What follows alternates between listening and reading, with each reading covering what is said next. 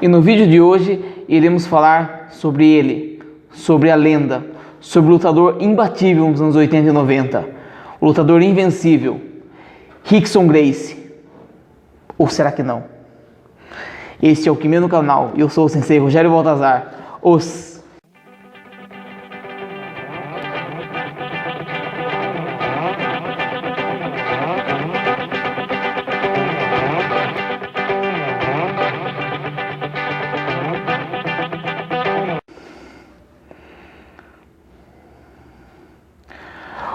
Pessoal, então, hoje vamos falar sobre Rickson Gracie. Para começar, quem é o mais novo no mundo da luta e tal, não conhece tanta história, né? Todo mundo sabe do que a família Gracie fez e tal anteriormente, né? E o grande campeão da família Gracie era o que eles mesmos consideravam o grande campeão, o melhor lutador da família e tal, era o Rickson Gracie. E o Rickson Gracie ele tem um recorde, se não me engano, de 430 lutas, 430 vitórias. É isso mesmo, 430 lutas, 430 vitórias. Então, pô, o cara é imbatível, não tem ninguém para superá-lo.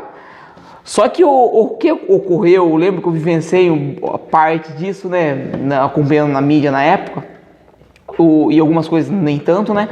O que ocorreu, por exemplo,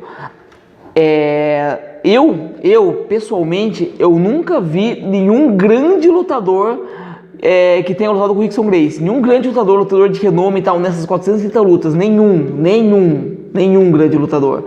Então eu tenho até um pouco, talvez seja até um pouco tendencioso para mim, porque eu tenho uma birra disso aí, tá? Eu não tenho, ele é considerado o melhor da família, o mais forte e tal. Eu não tô falando que ele é um lutador ruim, hein?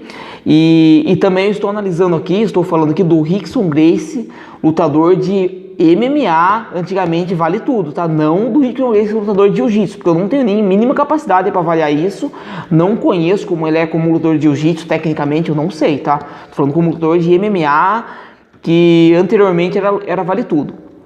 Então, vamos dizer, talvez o lutador de mais renome que ele tenha lutado foi um brasileiro, chamado Rei Zulu. Pesquise aí, Rei Zulu. Rei Zulu era um lutador meio que no estilo livre, assim, vamos dizer assim, né? Mas era um cara muito forte, um morenão grande, muito forte, né? E ganhou a maioria de suas lutas também, perdeu algumas também, né? Só que quando casaram a luta dele com o Rickson Gracie. Só que isso aí muitas testemunhas falam. A família Gracie nega, obviamente, né, como sempre, né, mas muitas testemunhas falam que, e você vendo a luta, você vê que é verdade, né, que foi colocado diversas regras para prejudicar o Rei Zulu, senão não aceitariam a luta. Os reis já eram conhecidos na época e tal, senão eles não aceitariam a luta, simples assim, né, e daí colocaram um monte de regra que se estivesse no chão, quando levantasse não podia bater e tal, e esse eram algumas coisas que eram o forte do Rei Zulu. E o Rickson acabou ganhando a luta. Uma luta difícil demais, né? Isso foi na década de 80. E o Rickson contou como campeão. Nessas 470 lutas, eles contam acho que até briga de bar, entendeu?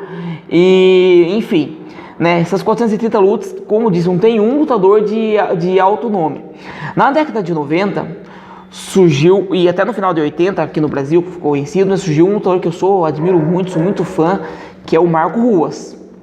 O Marco Ruas, houve a conversa do Marco Ruas desafiar o Rickson desafiar o Marco Ruas, enfim, houve o possível acerto de luta entre eles, né? Só que o Marco Ruas, todo o MMA, do jeito que é hoje ninguém entra no MMA só com jiu-jitsu, só com karatê, só com muay thai, só com boxe, todo mundo mescla. Hoje realmente é uma mistura de artes marciais. A primeira pessoa que pensou realmente em fazer isso, dos conhecidos e tal, que estavam nos grandes eventos, né, que realmente pensou em não defender uma bandeira, né, e eu sou grappler, eu sou striker e tal, e ele falou, não, se o cara for um bom grappler, eu tenho que ser um bom striker, se o cara for um bom striker, eu tenho que ser um bom grappler, enfim, eu tenho que saber tudo. O primeiro a fazer foi o Marco Ruas, e é um lutador muito bom, muito forte, com um espírito de luta muito fodido mesmo, perdão da palavra, um cara muito bom, né? Um lutador difícil de ser vencido, realmente muito difícil de ser vencido. Houve houve o desafio entre eles de lutar com o Rickson e Marco Ruas. O Rickson disse que lutaria e tal. O pai do Rickson, o mestre Leo Gracie, disse que foi lá, conversou com o próprio Marco Ruas e falou que o Rickson lutaria por $1 milhão. Quem acompanha hoje vê, pô, $1 milhão, e daí, né? Fácil, né? Não é muito dinheiro. Hoje em dia é comum, esse valor não é um valor, é um valor bem possível hoje em dia, né?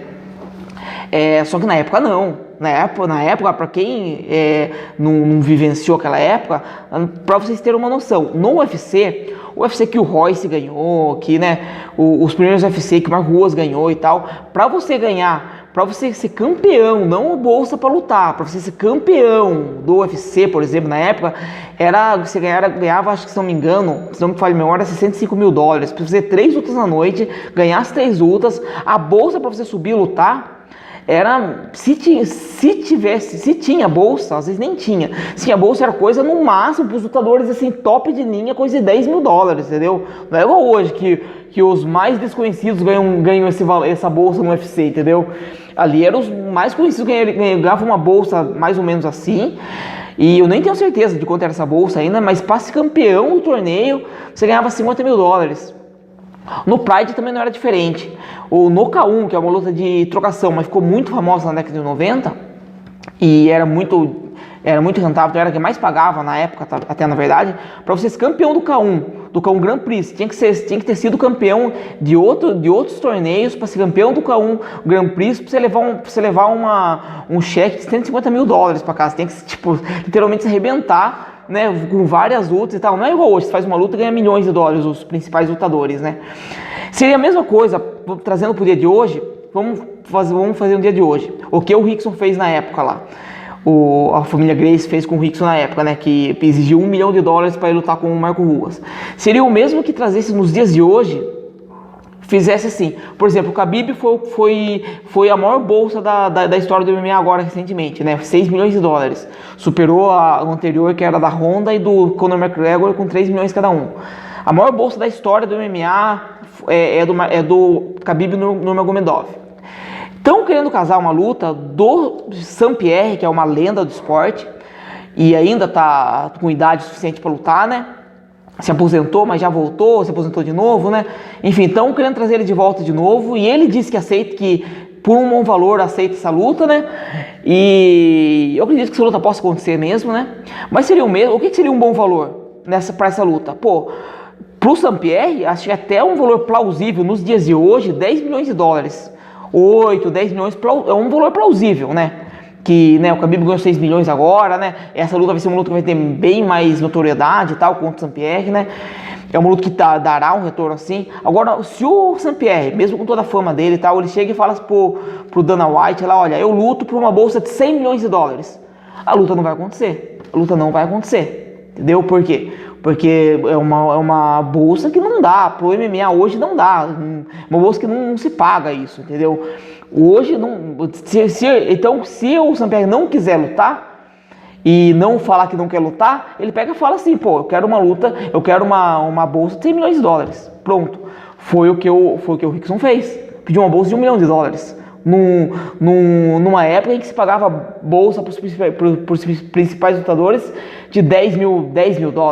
Ridículo, não existe. Então, eu tenho muita ressalva em relação ao Rickson, lutador de MMA. Não estou falando que o Rickson é ruim, não estou falando que ele não teria nenhuma chance, eu acho que ele teria. Eu acredito que se ele lutasse com o Ruas ganharia. Mas não vou dizer que ele não teria nenhuma chance. Um cara forte, um cara que sabe lutar e tal, porém correria risco. É isso que ele não queria, na minha opinião, né? Posteriormente, no Japão, família Gracie detonando no Pride, fazendo o que queria no Pride.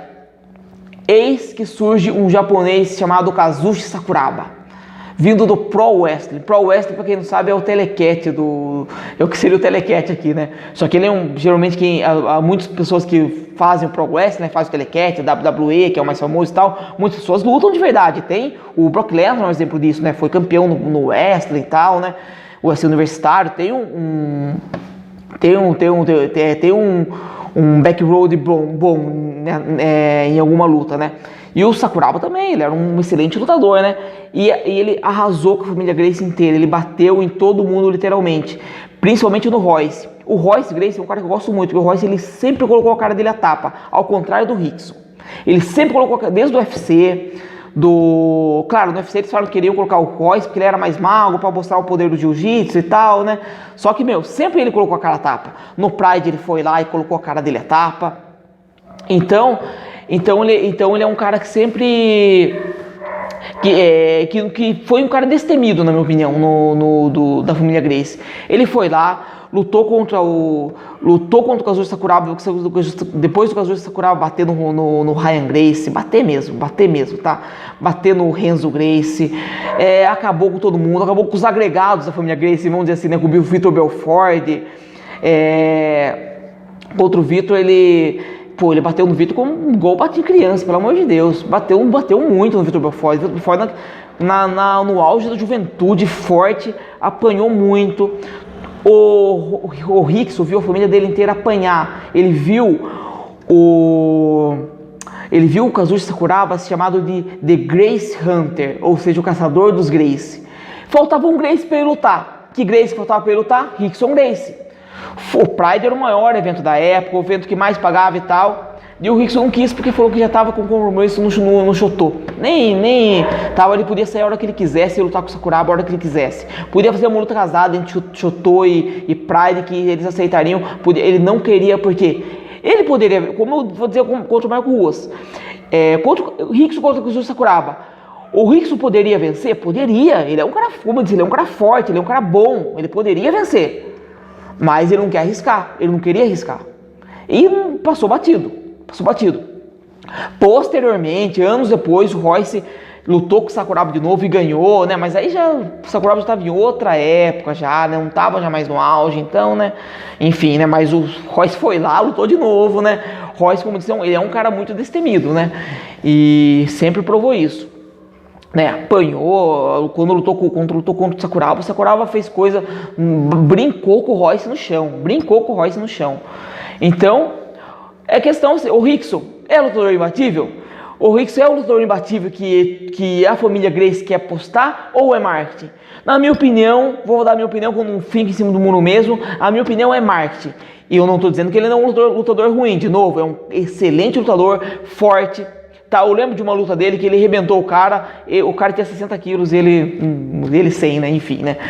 Tem algumas lutas dele, mas só que, como eu disse, não tem uma luta com um lutador de alto nome. Eu não vi ele lutar com o Marco Ruas, não vi ele lutar com o Mark Coleman, da época ali, com esses caras, com esses nomes. Eu não tenho um registro de uma luta importante do Rickson, né. Então, ele prefere deixar o legado dele assim, né, uma incógnita, que é, na minha opinião, uma incógnita dentro do MMA. É uma incógnita. Tipo, ele venceu com 130 lutas, com 130 vitórias. Há quem diga que ele perdeu algumas lutas na Argentina e tal, e a família abafou isso. Eu não sei, não tô dizendo, não sei, enfim. O que eu sei é que ele nunca lutou, sempre colocou algum empecilho para lutar com um lutador de renome. Essa é a minha opinião sobre o Rickson. Ok, pessoal? Não se esqueça de se inscrever no canal. Se curtiu, deixa o like. Se não curtiu, deixa o dislike, mas se inscreva no canal, ok? Muito importante para mim. Ok? Eu sou o Sensei Rogério Baltazar e esse é o Kime no canal.